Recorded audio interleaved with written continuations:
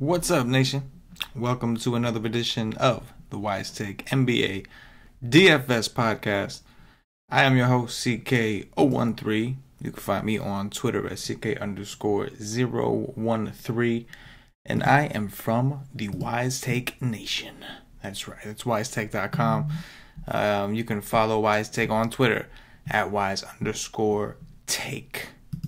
And today we will be doing what I believe is going to be the last NBA DFS podcast of the regular season, at least. As we head into the MLB season, hopefully those of you that are out there, whether you are a member of the Wise Tech Nation or if you are a listener of the podcast, you will join us in our venture and our attempts to get rich in the MLB DFS realm.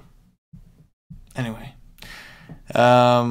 we have a interesting slate for Wednesday. We've got 5 games. A lot of these teams are on back-to-back. We know that Washington, the Lakers, Utah, and Chicago, right, are going to be on the back end of a back-to-back. We're at that point in the season where we start to see funky things with the rotation. Coaches starting to give the younger guys a little bit more run. We saw it today, I think, with Christian Wood from New Orleans. Diallo did get into foul trouble a little bit, which helped his case, but he happened to be playing well, and they figured, let's just see what we've got here. And he played really well. But as you can see, with teams that aren't playing for anything, the minutes are not guaranteed. I don't think Elf even played in the fourth. Right, he was having a good game, and so these are some of the things that we got to be conscious of moving forward. So starting with point guard, we've got Westbrook, we've got Curry, both of them very attractive prices. But the most interesting one is Dame at 10-3. Sandwich right there in between Westbrook and Curry and Booker, who we'll talk about at shooting guard. Dame Dollar, we know, has massive usage, coming off an overtime game. Played 48 minutes against Brooklyn, went for 62. The difference is this time Nurkic is out. He had a gruesome injury. Hopefully he's all right. That was very, very just a gut-wrenching kind of thing. Anyway, for DFS purposes, I think that Dame at 10-3 has to be considered. The thing is, at what price? Like, he's $200 less than Russell Westbrook, who already has that kind of usage on his own and has been playing well for the most part. Last time he saw Indiana, went for 68 DraftKings points. But I've been playing Dame. I've been rolling with Dame these last, I don't know how many games, been rocking with Dame. So it's going to be hard for me not to. The other factor here is that they are playing Chicago, who will be on the back end of a back-to-back and are just not very good. So especially if, Dunn and Levine are out. And I think Markkanen was sick or something like that. He didn't come back. He may be out. So that's another obstacle. But while he is on the court, the usage for Dame Lillard should be pretty insane. So I'm going to put him to the side. Going down the list in tournaments, I do think Conley is worth a look at 7-4. Golden State's been playing very inconsistently lately. Playing well, not playing well. If Memphis were to kind of hang around, Conley did miss that last game. If he does give it a go against Golden State, the usage for Conley is just really good. And if Memphis happens to hang around, at home in Memphis, that could be a nice little option there. But I don't see a ton that I love. Ricky Rubio at 5-6 against the Lakers, I can get behind.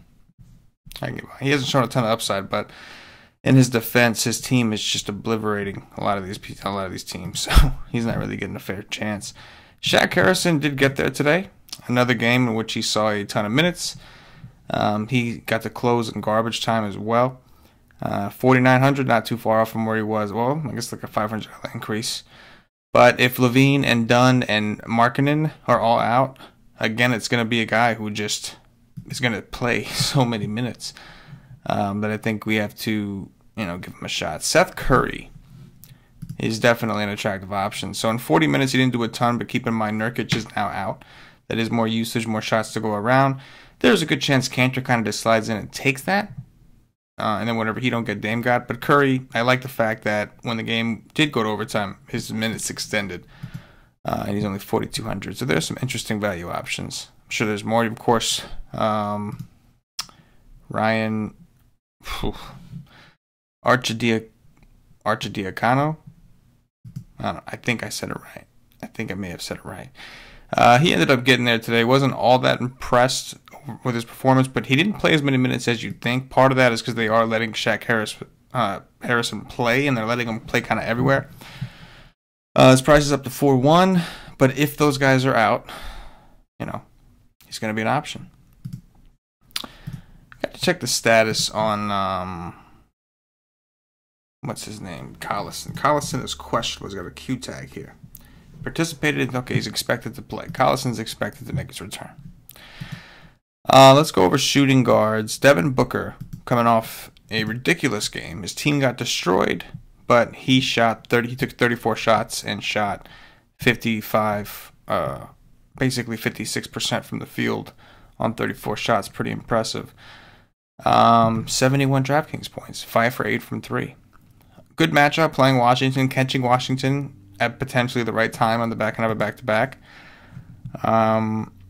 Don't love the price. I feel like it's going to be hard for me not to want BEAL for $200 less, who's been a little bit more consistent. Maybe not so much lately, but in general. But I'm sure, you know, in tournaments you can make a case for sure. Donovan Mitchell's only 7-9. This could be interesting. I mean, the problem is they're playing the Lakers. They just keep playing teams that they're just destroying. I mean, you want to talk about a soft schedule. The best team they've played in the last 4 days has been Atlanta. You can see they played Chicago, they played Phoenix. No real competition, and now they're getting the Lakers on a back-to-back. LeBron probably won't play. KLAY Thompson at 7K we could do. You know, there's a good chance if Golden State does blow out Memphis, it's going to be one of them games where like Klay's just hitting every shot. Could do that. Coming down, let's see if we see anything in Value Town. Tyler Dorsey. Second game in a row with Conley out. This man went nuts. The game in between, Conley did play. He did not do so well, and his minutes were down. I think even if Conley does play, we could take a chance on him. He's not as optimal, I'll admit, but I think we could still, because the upside is still there. But if Conley's out, it seems like he should be extremely popular, and for good reason. I do like Tyler Dorsey. I don't see it. Well, you know, Wayne Selden's a guy we might have to look at. The problem with Wayne Selden, he doesn't do a whole ton besides shoot. So he's extremely scoring dependent. It's on a back-to-back. Just don't love that situation. But it depends on how thin, I think, Chicago actually is tomorrow. Got to see who is and who is not playing. Wesley Matthews, I kind of skipped over him. Similar situation where the last 2 games Indiana's played, they've been basically blowouts, so he hasn't seen a full 30 minutes, but prior to that he was, so I have no reason to think he wouldn't. Last time he saw OKC, I think he went for 31 DraftKings points. He's only 4,200. I do like that as a potential value play. Let's go with Dorsey for this one. LeBron, we'll have to see if he plays. Back end of a back-to-back in Utah. No point, right? Shitty place to play. We'll see if he plays. Paul George, I would imagine, is going to be fairly popular. Just the consistency of him, especially in cash games. I mean, if we'll see what kind of value we have and how easy it is to afford him. But if you're looking for raw points, guys like him and Bradley Beal are just super consistent with that 50 range. You can see 3 out of his last 4, really 4 out of his last 5 out of his last 6 games going over 50 DraftKings points. Had 1 bad game against Toronto with Kawhi defense on him.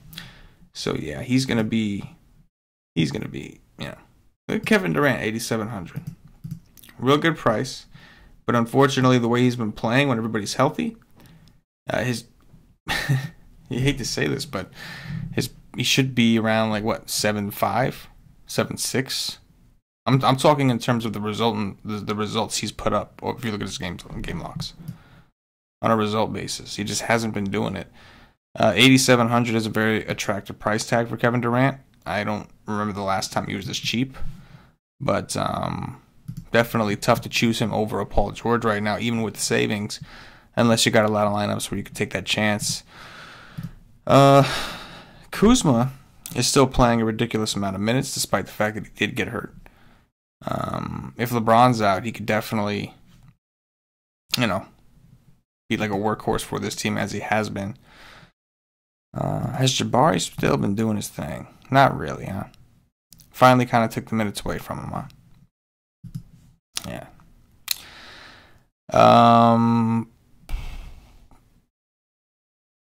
Ariza, depending on how many minutes he played today, I don't love what I'm seeing. Like, I think tonight, he just came back from injury, so it was a groin injury. I'd be surprised. I wouldn't be surprised if he sat today, actually. Right? First game back from injury, back-to-back immediately. I guess it would depend on how much he plays now. Their game is currently going on now, so I guess it's going to depend on that. Oh, let's keep going. Bruno. How many of you guys are going to chase with Bruno? I don't think I'm going to chase with Bruno. He has just had too many opportunities, too many minutes of nothing. I can't chase with Bruno. 47 DraftKings points against Oklahoma City. Kind of makes you like Draymond, doesn't it? Yeah, we'll talk about that. Coming down the list, just more tournament options. More tournament options. I don't see nothing crazy. Let's plug in Paul George and keep this thing rolling. Power forwards. Talked about a lot of these guys. Got to see what the deal is with marketing. Bobby Portis and Bryant. That's an interesting situation. Now that Ariza is back, if Ariza is out, they could both start again. And if that was the case, I'd actually be fine with both of them, because I think they would both draw a really good matchup against Phoenix. But curious to see how they split the minutes if Ariza does play in this game. So those guys we'll have to hold off on for now. I think Sabonis had a pretty big game against right? Okay, so yeah, 42 in 28 minutes. He's a little more expensive now, but Sabonis is always an option for sure.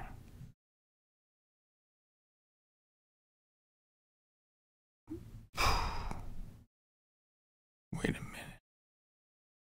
All right. Let's see.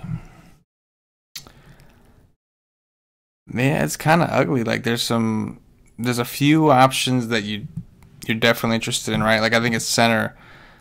I'm sure that, especially on DraftKings, Cantor is going to get a lot of attention, right, at 5K. But the in-betweens aren't all that appealing. Draymond at 6'2". Let's see. Just hasn't done it. I don't know why his price is even up.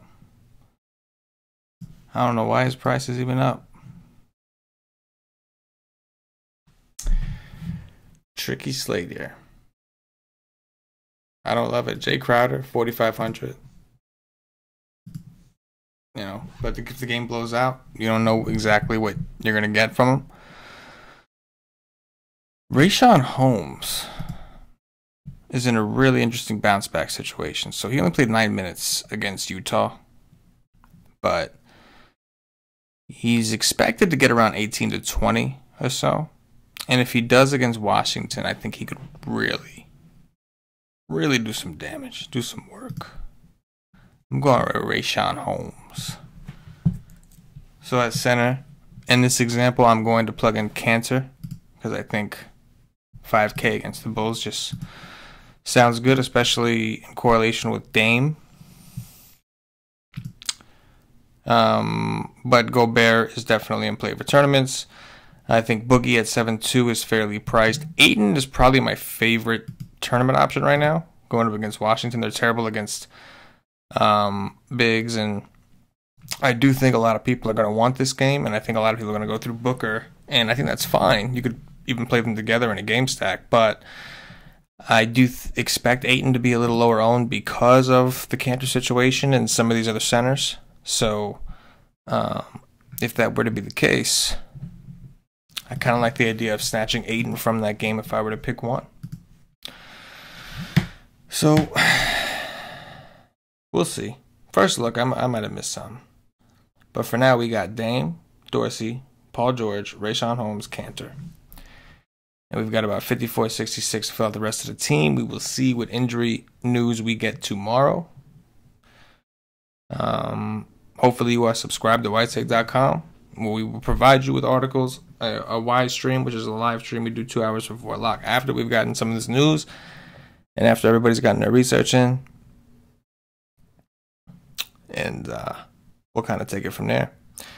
And again, that's whitetake.com, guys. You can head over there, get yourself a day pass, $2.50 all it costs to get access for all the NBA content for one full day. After that, you'll definitely want to look into the monthly options or season options or the all sports year-long option.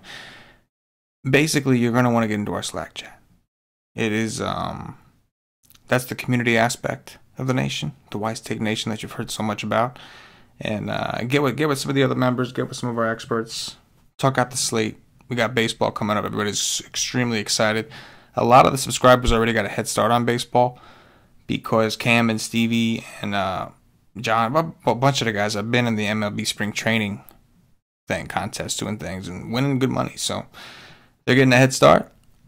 We will be switching to MLB tomorrow night. It'll be myself and Patio Joe talking opening day for DFS. With that said, if you're watching on YouTube, please click that thumbs up, that like button, subscribe to the channel. If you're watching on Facebook, give us a like and a share to support the Wise Take Nation. If you're watching on Twitch or Twitter, give us a follow, give us a retweet. And if you're listening to us on Podbean or iTunes, give us some 5-star reviews. Help bump us up those charts. For myself, the entire Wise Take Nation, as always, good luck.